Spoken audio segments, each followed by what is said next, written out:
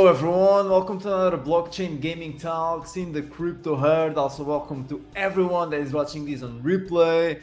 And guys, a lot has been happening in NFT gaming. A lot of projects are popping up, a lot of projects are dying, DAOs are showing up. There are a lot of gaming systems popping up, and all of this makes me wonder, is NFT gaming the next trend in Web3? And to answer these questions, we have here with us two Web3 gaming OGs, Chris Wood from Infinite Fleet and Kyle Gordon from UNDEAD Blocks. Guys, these are the true OGs of Web3 gaming, the true experts. How are you guys? Not too bad, Bruno. Nice to be on again, and thanks for the very nice introduction, sir. Welcome. Yes, we're doing wonderful this morning. Appreciate you having us on as always. Oh, it's an honor to have such experts in Web3 gaming here on my channel once again. So you guys, it's like what, the second, third time you guys come here. So it's always a pleasure. It's always a honor. So guys, maybe some people still don't know you. So do you want to do a brief introduction about yourselves and what you're doing in Web3 gaming right now? Sure, who wants to go first? Go ahead, Chris. All right, okay. So I'm Chris, I'm COO of Pixelmatic, which is a game development studio which has been around since like 2011. We used to work on technical operations for a MOBA game called Vainglory, and our team is headed by Samson Moe, who is ex-Ubisoft. He used to be an executive producer of Ubisoft and also one of the biggest names in Bitcoin as well. He's doing a lot of sort of nation state adoption stuff with this company Jan3, and he's been driving a lot of stuff in El Salvador. So, you know, with Samson and our team of essentially old school AAA game devs, we're kind of at that intersection obviously of Bitcoin and gaming, and we're trying to drive things through with Infinite Fleet, which is a AAA MMO action strategy game which focuses very much on the game. It's not a play to earn game. It's not something like we don't really talk about that too much. It's not an investment or anything like that. We haven't done an ICO, we haven't done a DAO, anything. It's just a game which has an open economy. So the ships are NFTs. There's an in-game currency you can receive called INF, which you receive for free just by playing. And the reason for that is to allow open and free trade. And it's just a game with that feature that people can interact with or not. So we're just trying to drive the next iteration of NFT gaming. That's great. So by the way, guys, this footage of Infinite Fleet, it's a bit outdated. So this is the footage from the alpha. Now the game is looking even better than this, okay? Just a heads up. I'm sorry for having a bit of an outdated video here, Chris. No trouble, mate. No trouble. We can link to some new stuff. Yeah, I'm Kyle Gordon. I'm the Director of Business Development and Partnerships here at Wagyu Games. We have developed UNDEAD Blocks, which is a first-person shooter. It's a little bit of Call of Duties with a little bit of Mario Kart involved, where there's a little bit of mystery earning. Our game right now is live as a beta. There's 3 game modes that you can play.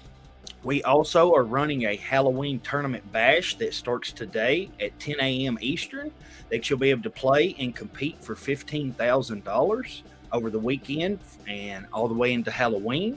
We're also having a Streamers Cup that's going to be really cool. But we bring a different essence to Web3 gaming. We want to bring fun. We want to make it really interactive and make it to where the player doesn't even know that it's a Web3 experience unless they want to. You don't have to have a wallet. All you need is an email to sign up and play our game. And you get right in and you start playing immediately and start having fun. Okay, that's great. So guys, why Web3? Why didn't you make like a traditional game, publish it on Steam? Why did you choose to go Web3, implement some blockchain assets on your games? Blockchain is the future. I mean, that's the simplest answer for us. We most definitely know that blockchain is the future. We most definitely know what we can do with it. We most definitely want our consumers or players or participants to own their own assets and actually be able to do what they want to with that asset, as you should when you own it. Biggest thing is to bring the future and to bring it to everybody on Earth and to make it to where they can have fun and own what they purchase in game and do as they please with it. Yeah, for us, I think, we felt like these sort of virtual economies, these virtual marketplaces have been going since Ultima Online released in 1997. It's nothing particularly new. The problem is with these virtual economies is that they rely on trust. You have to rely on, let's say you're playing World of Warcraft or something. If you buy some World of Warcraft gold on eBay, you have to go meet someone and someone could scam you, right?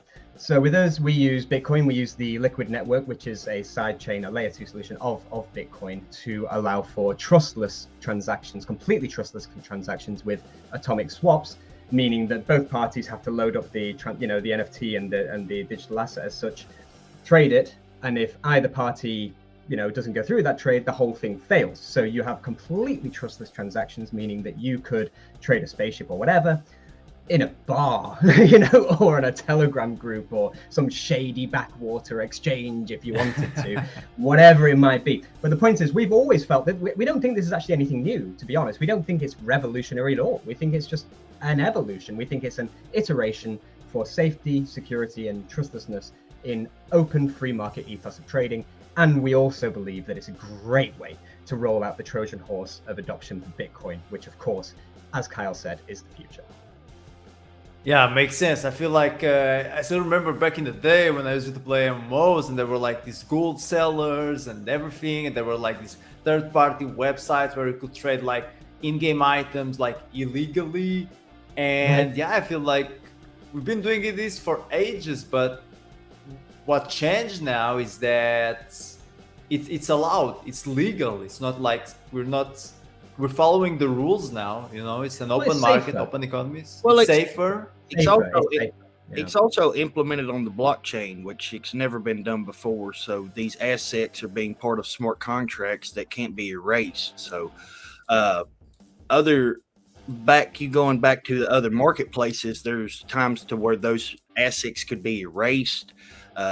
People, just like you said before, could steal your assets. So blockchain's bringing a new avenue to it, to where we most definitely see some new things. I think that we're going to see that really development out over the next few years as we see more people come into this space and build. But it's just very early, and we're just now getting a taste of what this technology can actually do in gaming. Yeah, makes sense. I'm quite excited about what's going to come in the future with Web3 gaming. So I feel like, now people have true ownership over their assets, but somehow like the assets are still linked to the game. It's not like the fairy tale that we've been hearing, because for example, if a player purchases like an NFT in a game and this NFT has a certain value, that value will always be linked with the game. So let's imagine that there's an update that nerfs that same NFT. So that NFT is going to lose some value. So I feel like it's way better, but still the value of NFTs is completely linked with the game's ecosystem and the game's community. Of course. I mean, at the end of the day, you can't put everything on the blockchain with games, because the blockchains are slow. They're just not built for that kind of thing. What you can do is just really facilitate trade. So for us, our ships and all that kind of, it's just, Infinite Fleet is a centralized game. It's on our servers. It's, if Infinite Fleet died tomorrow, then whatever, the NFTs and things would have no value. There's no point to that. The point is, though, is you've got the key to the ship. The NFT is just a marker, isn't it? It's a key to a ship. So it says that you have the rights to drive this ship. And as long as Infinite Fleet is successful or whatever, then people might find there might be demand for those ships. So it's our job as developers to make great games. You can't just say, okay, it's on the blockchain, so it's always going to have value. So no, of course not. That's ridiculous. You have to make a great game first. But at the same time, that's not to say that, while Infinite Fleet's going, you could then perhaps, liquidate those ships or something, take the INF token, and then get other items on other games. You know what I mean? Like you can trade with other digital items. Now that's quite interesting and exciting, because when you're in an MMO, you spend thousands of hours sometimes on these games, and it's very difficult to pull the plug and be like, you know what, I'm going to try something new. I think it's quite exciting to be able to kind of take the time and effort that you've put into one thing and then apply it to another. It's kind of cool, I think. Okay, but another question. Do we really need NFTs to create a free economy? Couldn't we do it with something else? It depends. I think if you're sorry, Kyle, I'm taking the taking it all here. Maybe you can jump in after. My apologies. So I think Second Life did it without NFTs. Of course he did. What they call Anshi, something like that. She made $1 million in flipping virtual real estate on Second Life. So I think it's fine. What NFTs do is, like I said, it gives an iteration of safety and trustlessness and security that you can trade things on whatever platform you want, and you know that you're not going to get scammed, right? It's just an iteration. You can't solve the problem of a game dying or something, you know. No, it's a form of ownership and your way of showing your support and being a part of that project. This being a game, most definitely something that we'll see more out. I think is that NFTs possibly come down on price and possibly more of them be launched out to where more players can come in and participate in these games, especially as we see some of these more roll out to mobile. I think that's going to be a huge cliff that we're going to jump off of. And it's going to bring mass adoption in because, you know, as well as I do, almost everybody has a telephone. Not everybody has a PC or possibly a gaming laptop or a gaming desktop. So when a lot of these games start porting to mobile, like we're going to be doing ourselves next year, we're going to be able to onboard and give these people NFTs at a much cheaper rate to where they can come in, start playing in our games, evolved in our economies, even possibly do some interoperability with their partners and have some very cool things like that in other games. But most definitely going to keep it interactive to where they have that ownership and they can do whatever they want to with it. And it really ties them to something, not only a game, but an ecosystem and a part of being something bigger.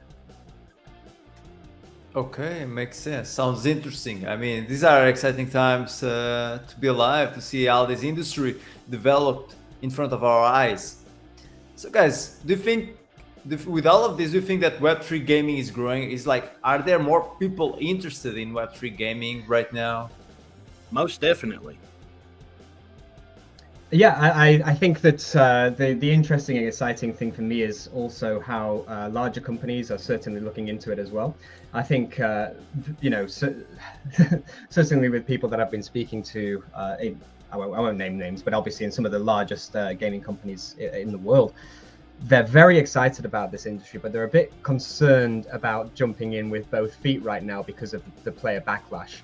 This is something that we really need to look at, because what you'll find is, who was it that, was it Zebedee that had a contract with Square Enix recently, which is really interesting. Yep. I think that a lot of these big companies are going to start funding smaller companies like, you know, like ours to start building these things and get interested, because they may not want to do it on their games yet, but there is an evolution. Now, the question is, how do we onboard the average gamer? Because right now, you know, I think the way we're talking about this in Web3, play to earn, I don't like the language of investment, play to earn money, get this for money, cash.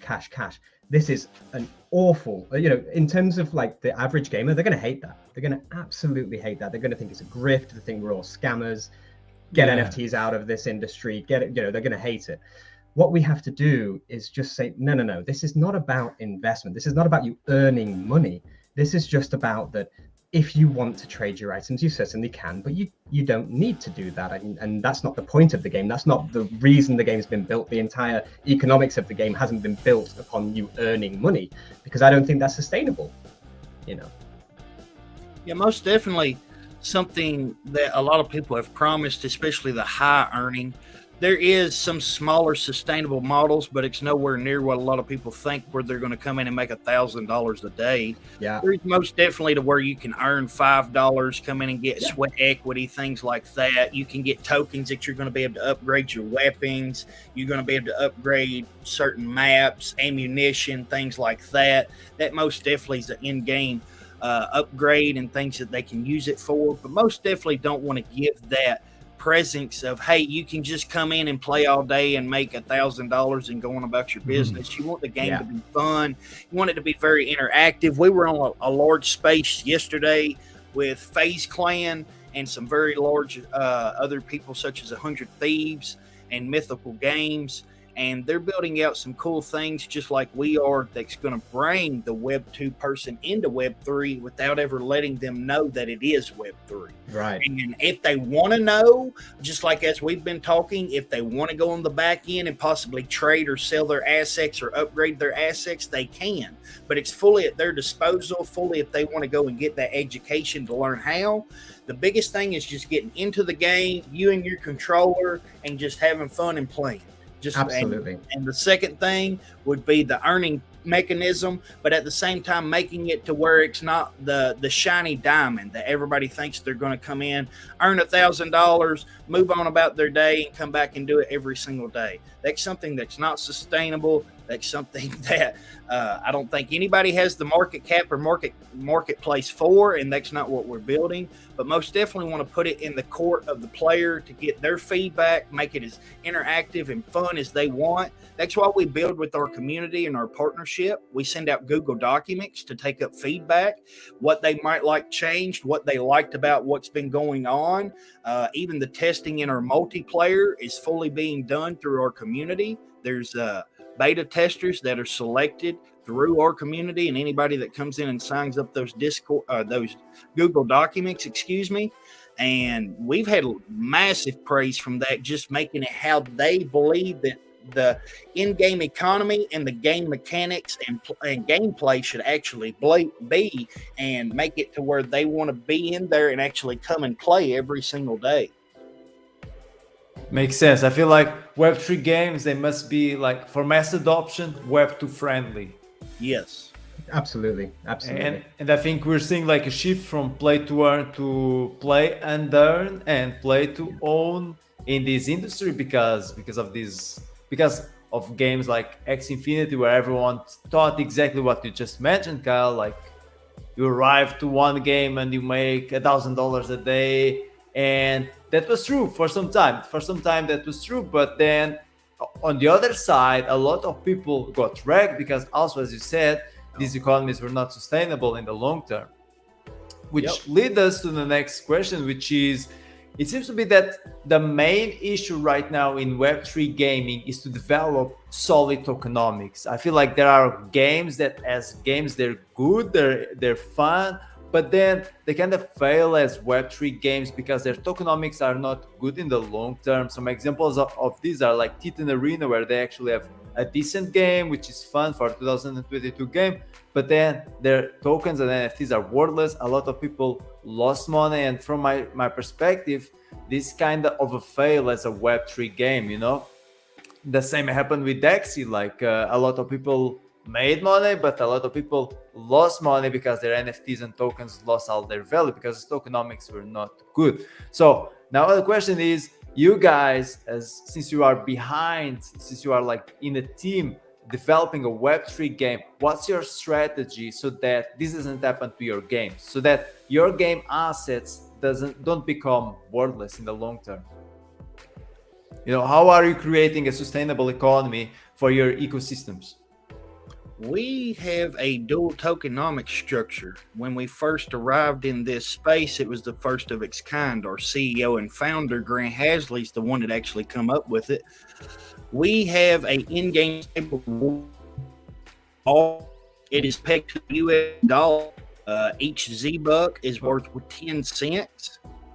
That is not a purchasable currency. You cannot get that unless you come into the game and actually play and actually earn it by sweat equity. That is the only way to earn that currency. Our second currency of our dual token system is our UNDEAD token, which is our governance and utility token, which is an ERC20 token, which is launched on the Ethereum blockchain. You can check out all of our tokenomics on CoinGecko and CoinMarketCap and a few other places. But that's how we've tackled it. It has so far been very good.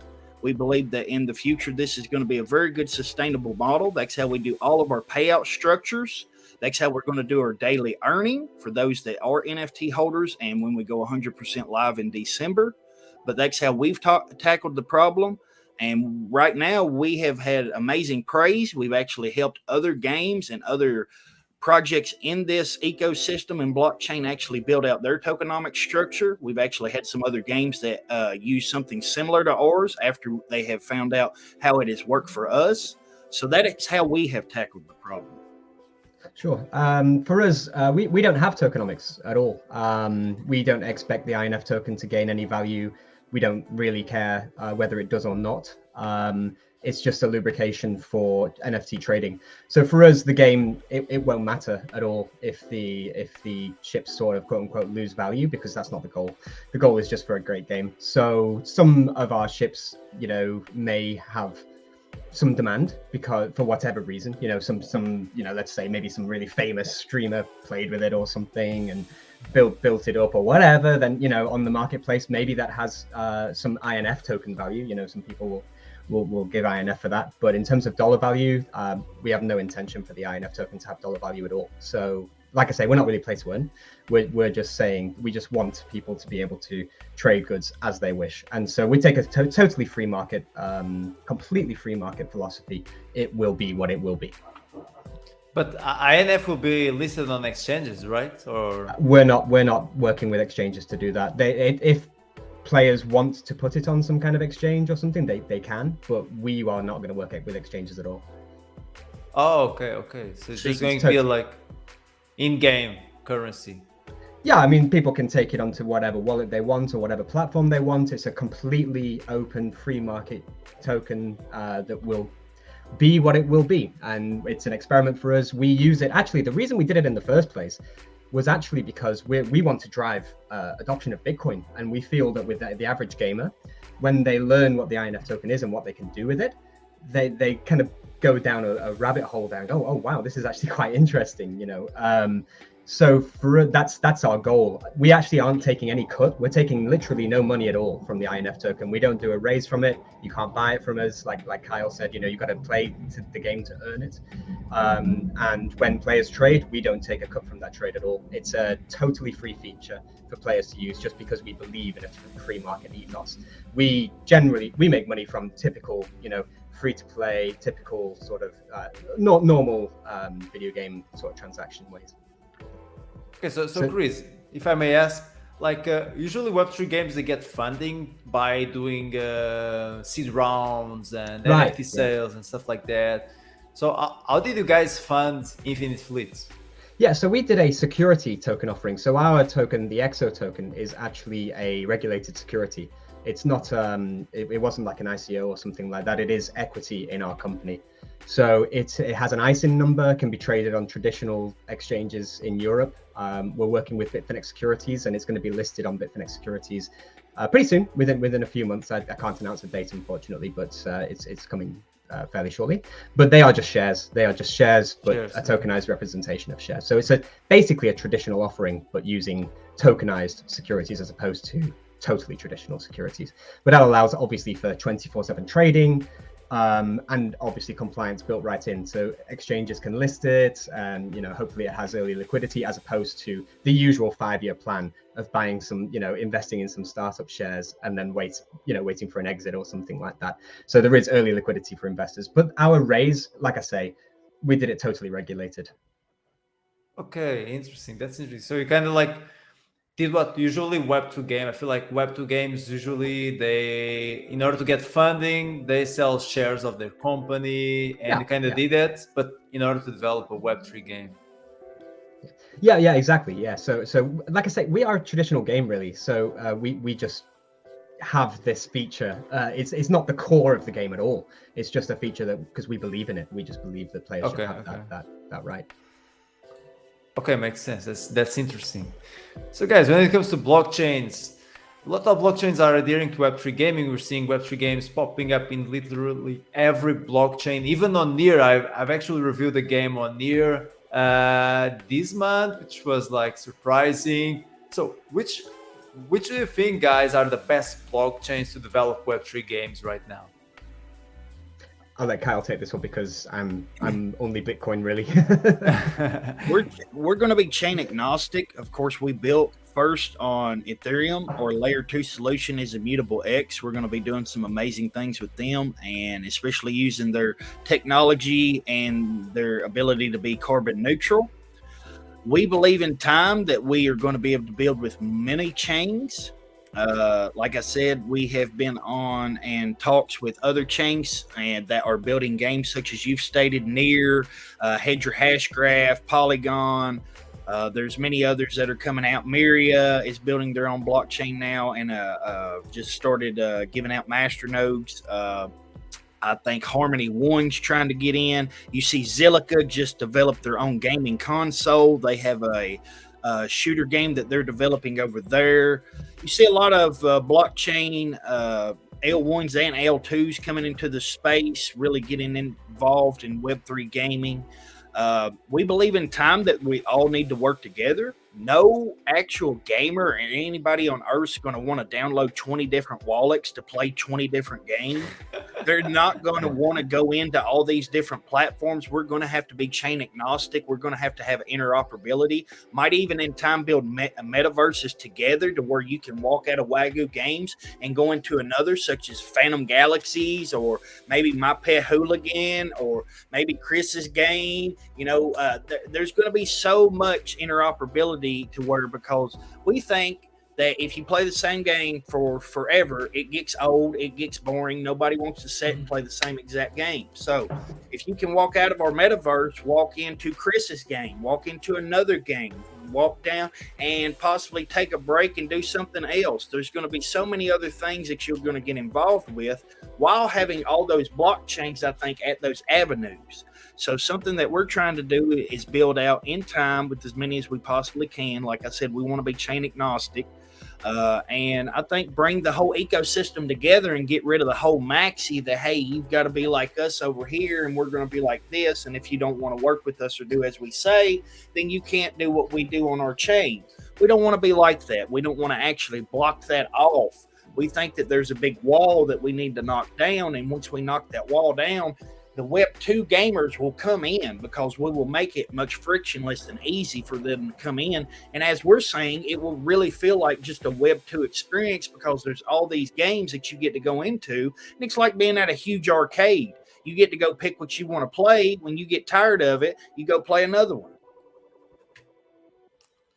Yeah, and I feel like another reason that might make Web2 gamers come to the Web3 gaming space is also like some Web2 platforms are adhering to Web3 games. Look at Epic Games. They just listed, I think, Star Atlas, Blancos, and I feel like there are other games there.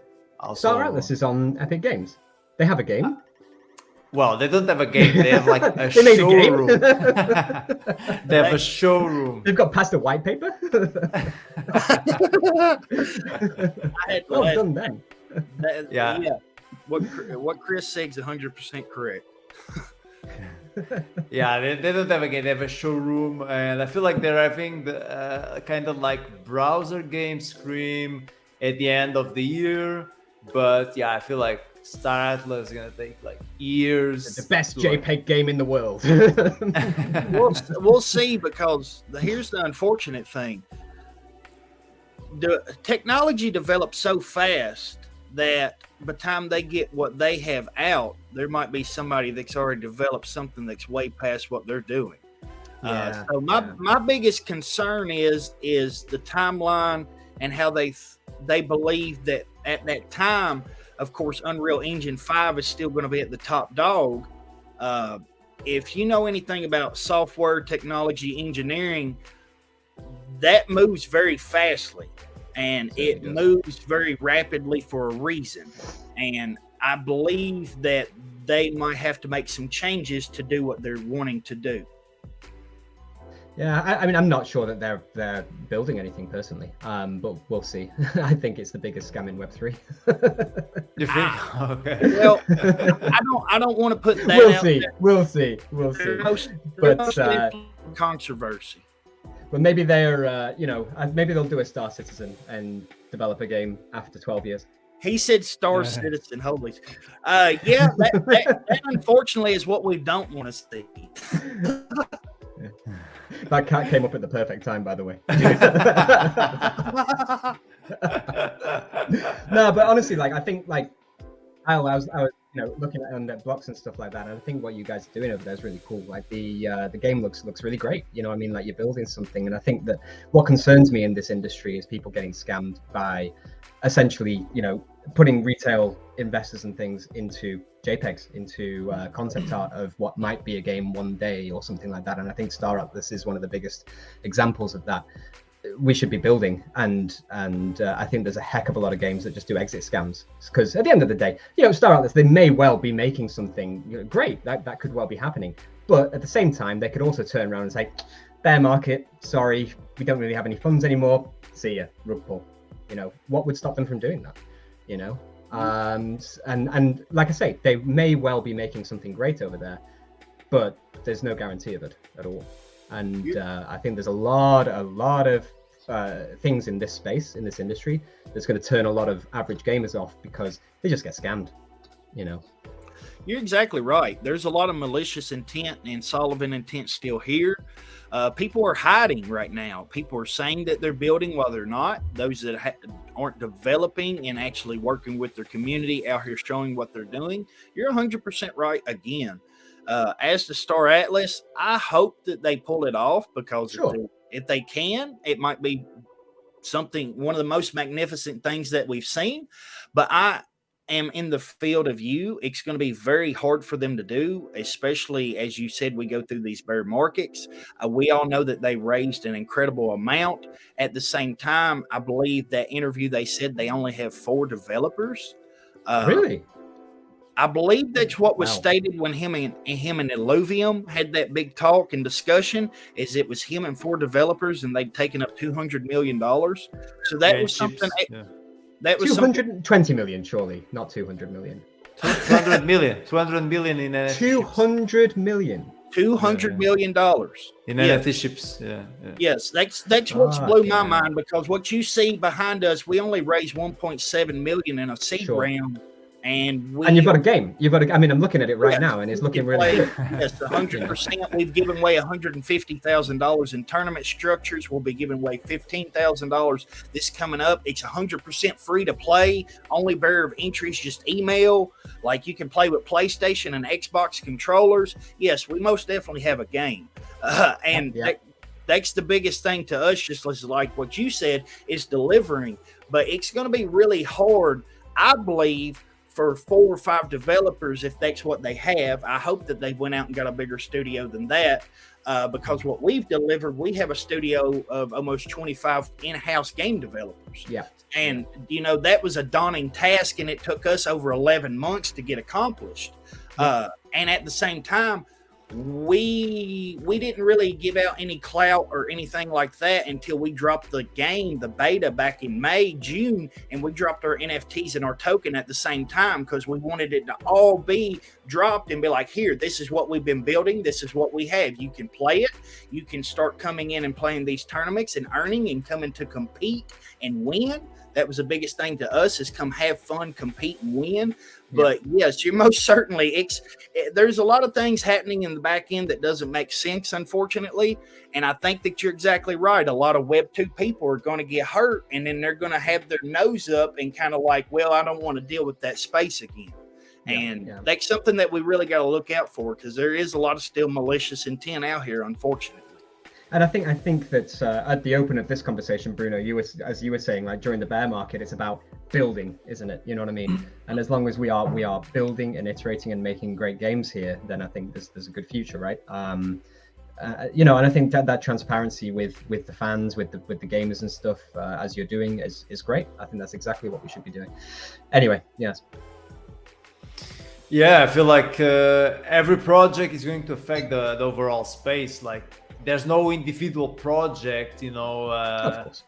Everything you do in the Web3 gaming space is going to affect everyone, and the way people see the space in general. So yeah, I think you're right.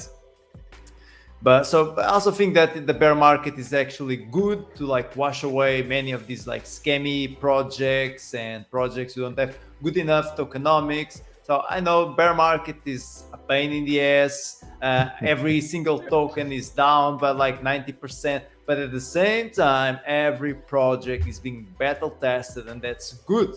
That's good. We're washing away all the dirt, all the dirt away, and only the true diamonds are going to remain for the future of crypto and for the future of Web3 gaming in general. Yeah, that's exactly right. When you suck the liquidity out of a company or project, they most definitely got to shut their doors. Yep. Yeah. So guys, how do you see NFT gaming in like 1 year? Let's give it like 12 months from this day on. How do you see NFT gaming in 1 year? I think we'll see some more investment from larger studios into smaller studios. I think that's going to be the big news. I think we'll start seeing the Square Enixes, the Ubisofts, Segas, all these kind of things looking at that. They might not build something themselves. I think they got a little bit burnt, like when Ubisoft did its release of, what was it, Quartz, I think it was called, their thing. I think Ubisoft got burnt and everyone was watching. But I am sure over the next year we'll start seeing some interesting projects that are building properly with real developers. And hopefully we move away from the old Wild West of 2018 ICO stuff. You know what I mean? Like hopefully we start seeing some real projects. That's what I expect. Yeah. Yeah, most definitely going to see a lot more funds coming in, I believe. A lot of those funds, I believe, will be coming from the Web2 gaming studios, even if they might not be investing in those smaller studios. As Chris said, I think they're going to be putting people in those smaller studios. We lost you, Kyle. Oops. I think we lost Kyle. So he was saying that we'll see companies, people from Web2 supporting, studios, like doing incubating and that kind of thing, and more Web2 studios going into the Web3 games. Into the space. I think he's back. You're back, Kyle. Are you back, Kyle? Are we back? You're back. You're back. Sorry about that. I had some major lag. Let me get some things off the network here. You're grinding as we speak, aren't you, Kyle? You're right there, right now. You're mining Bitcoin. You're mining Bitcoin. Most definitely are trying. I've got about 4 desktops right here. I'm always busy. But most definitely think that it's going to be the future with big companies coming more in, even if it's not with their people, like with their funds, it might be with their people. They might start implementing some employees into some of these smaller companies. We're already starting to see that. We know that some people in Blankos and some other companies that are already here in projects already have a few of those people from the large web space. We believe that they will possibly try to build something of their own, maybe. I don't know if it will be in the next 12 months or so. Yeah. Depends, I believe, how many green candles we see and how the market goes. But I'm still very excited for what's coming out. There's a lot of amazing things that are being built right now that people got their heads down, start coming out over that year. You're going to see a lot more things from us. I'm sure you're going to see a lot more things from Chris and his team. There's a lot of amazing things being built right now while people's heads are down, just like what you said, while the bear market's going. This is the time to build, and I know that there's a lot of amazing partners ourselves that are building amazing things, and we believe that there will be a whole lot of money that comes into this space that continues that development from those companies that are doing that right now.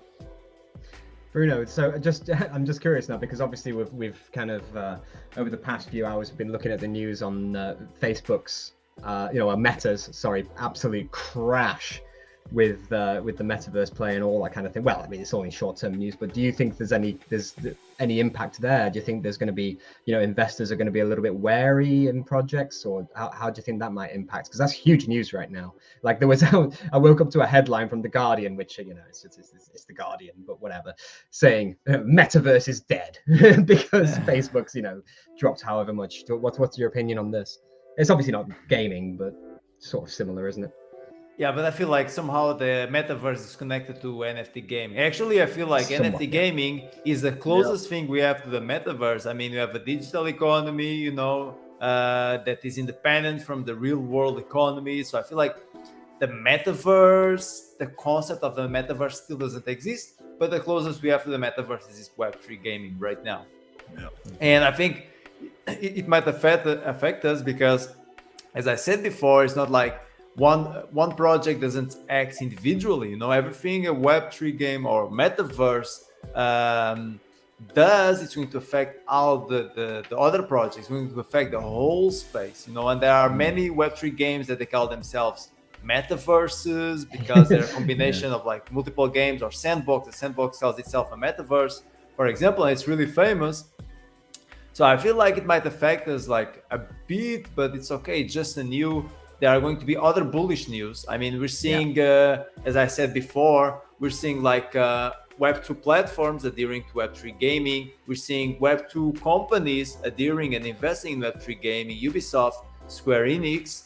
And yeah, I feel like it's one negative news, but there are other positive news that are going to make up for that. That's my opinion. In crypto, it's always like this, you know, it's like you always get some negative news, the market dumps a bit, but then it recovers. I still remember last bull market, there was like this China ban new, and everything was like, oh my god, crypto is dead, Bitcoin is going to go to zero. Every time China bans Bitcoin again. Yeah. And again. Biggest thing that I can say is I think that's bullish because, I mean, for one, what gives them the idea to think that they're going to be that large and they can take over the space and build what they're wanting? And personally, when they crash and burn like that a little bit, we get very talented engineers and other people that leave that centralized entity. You're breaking a bit. You're lagging a bit, Kyle. And can start mining, coming. Kyle. Stop mining Bitcoin, Kyle. No, never. Can you hear me now? Okay, now it's good. Better, now it's good. Yeah.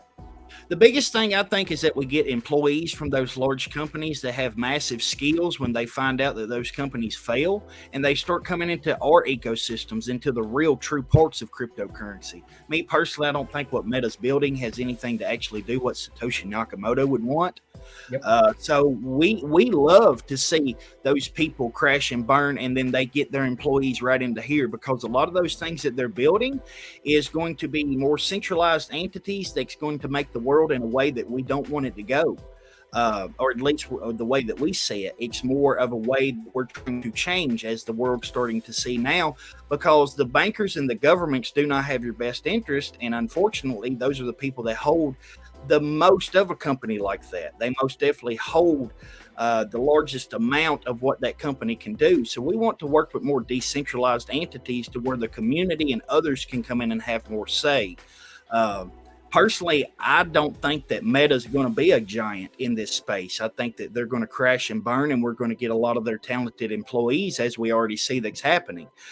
Chris talked about that they said the metaverse is dead. If they say that from just that one company, then they have no idea what's really going on in these spaces.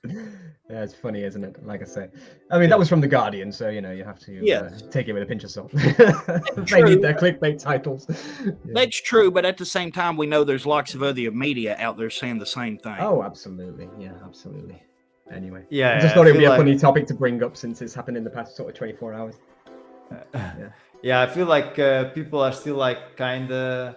I feel like it's the way every single technology is implemented. Is like people first hate it, they reject what they don't understand, what they don't know about, and then slowly adoption happens. And this happened with literally everything, like internet, computers. Remember the Oblivion horse armor?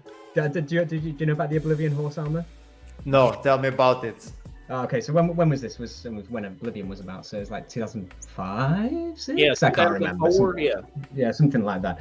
Anyway, so Oblivion is Elder Scrolls, Oblivion, Skyrim, that IP. So it's obviously huge game, and they made an in-app purchase or a DLC for horse armor. It was armor for your horse, and it was like $2 or something. It wasn't a heck of a lot. And the internet went on fire. Fans were furious. I can't believe who would pay for cosmetics for a game? You know, who would do such a thing? And then, of course, now we have Fortnite that made, what, 2 billion in its first year? Something like that. 1 or 2 billion, somewhere in the middle of that. So, you know, yeah, the first wave on D-Day is the one that gets shot to pieces, right? And then on Omaha Beach. Yeah. Yeah, I feel like society takes time to adopt new ideas, you know, to understand them, to get educated on new tech, new ideas. it's always like this, it's like history repeats itself, and it's repeating itself right now with crypto and with Web3 gaming. Most definitely. Any kind of technology is that way. I remember when 3D printing was the first of its kind. I come into this space as a mechanical engineer in 2014. And I remember at a time when manufacturing was so scared to do things like that, of an adaptive manufacturing to where you actually add to the manufacturing instead of taking away. There's always new technology that's coming out that people are so scared of. And then when it really clicks of what you can do with it and what's capable, like people that whole industry just goes from a flat graph line to just implementing, taking off to a way that most people can't even read on an analytical scale. I believe in time, that's exactly what's happening here, just like with the internet and such other industries that took a long time to really catch on. But as soon as they did, you got stripping your seatbelts. Yeah, and a lot of it's taking away the friction as well. I mean, we talk about online gaming, for instance. If you remember back in the era of the PS2, right? You could play online. You could play that console online, but no one did, because it was a hassle. It was really hard work to you had to go and buy the modem, and I don't think the services were particularly good. But then I think it was, it was a bloody nightmare. And then I think it was the Xbox 360. At least the Xbox 360 is when I started playing console games online. Anyway, I mean, obviously I played some PC games online, but that was fairly niche. But when you reduce the friction, you know what I mean? This is the thing. It goes back to, like you were saying, Kyle, an email is all you need. Perfect. That's how you do it. That's how you reduce the friction. Stop with these games where it's like, okay, I have to spend $1,000 on, I've got to get Ethereum and then buy something else, and then I've got to download Phantom Wallet and go into all these sort of steps before you can play a game. It's not going to work. That is absolutely not going to work. You need to reduce that friction. Yep. And if it does, you're going to have 300 players. Yeah. And all those people are going to be focused on investment as opposed to playing, right? Yep. You need the players as well. So obviously the investors who think, hey, you know what, I can make a whole bunch of money by doing, back in the day, Axie Infinity or CryptoKitties and all that kind of thing. Yeah, they'll do it because they can make a whole bunch of money, and they're the savvy, the crypto savvy, they know what they're doing. Average gamers, no, not. People who haven't been initiated, absolutely not. They just need to play. You need to have those active users for a marketplace to even exist, and the marketplace itself needs to just be so simple. Just get in, buy, sell, bang. You know what I mean? You not hook up this or that or whatever as much as possible. You need to really make that user experience great before things are going to take off, I think. And we all as developers need to be really working on that user experience, I think. Couldn't have said it better. You're exactly right. Yeah, I feel like you got to make it easy for people to be onboarded on your ecosystem. The more barriers, the less likely people are going to join your community and start playing your game, I feel like. Actually, there's one game that does a very good job at that. It's like Mini Royale Nations. So this is like a Solana shooter, low poly shooter, And basically, it's like you open the website and you click play now, and that's it. No way. Oh, that's cool. Yeah, Cool. just like that. And then if you want to receive the tokens and get the battle pass and get some NFTs, which are cosmetics, then you need to create an account and a Phantom Wallet. But if you if you just want to play the game, just click play now, and that's it. And I think that's very wise. That's very wise, actually. Well, to be fair, one of the first Web3 games that was around, Spells of Genesis, right? I mean, that was one of the first ones, really. I think it had a great UX. I think it had a really good one. Download it on your mobile. I was playing it on the way to work. I enjoyed the game. It's only, when you want to mess about with the blockchain side of things, you can. But it was actually really straightforward in the first place, just to download and play. I really like Spells of Genesis. I think they did a really good job. Yeah, that's where we facilitate or started to facilitate wallets and everything that's needed on the back end for everyone. We just wanted them to come in, download, start playing. If they want to play with a controller, just boot it up into Bluetooth. Simple things like that, so they just start playing. And then wonderful with that, that's already facilitated for them in the back end, and it's very easy for them to find on their dashboard. And if they don't want to know nothing about it, they don't have to know anything. Like it, that's the biggest thing. It's there for to catch their eye on their dashboard, and it shows their earnings and things like that. But most certainly, that was the biggest thing for us, is just putting that. Like a blanket over it to where if they want to see it, they can pull the blanket back. If not, leave the blanket down and you just keep playing. Yeah, I think it makes sense. I think that's the way to go, for sure. Hey Bruno, I have to apologize. I'm going to have to shoot off in like a couple of minutes. I've got a meeting in 5 minutes. I'm going to close it now. No. It has been an absolute pleasure, though. I've really enjoyed this. It's great to meet you, Kyle. Same to you. It's most definitely been a pleasure, and I love to see that we're clockwise on mindsets of building because we're going to do some amazing things in the future in this space. Absolutely, Kyle. Absolutely. Yeah, that's what I love about these shows. It's like people get to know each other, they connect, and we share ideas. And at the same time, we're educating people on Web3 gaming. So guys, make sure that you check Infinite Fleet and .NET Blocks links right in the description, both AAA games that you can play right now. Gentlemen, thanks a lot for showing. It's an honor to have you on my channel. Thanks a lot for everyone for watching the show. And let me remind you that Monday at 10 p.m. UTC+1, we're going to have here on the same live show Kieran Warnick from Illuvium and Mike Levine from Planet Mojo, CEO of Planet Mojo. So guys, make sure you subscribe so you don't miss a single episode. Thanks for watching and see you in the metaverse. See you later, guys. Have a good one. So guys, thanks a lot.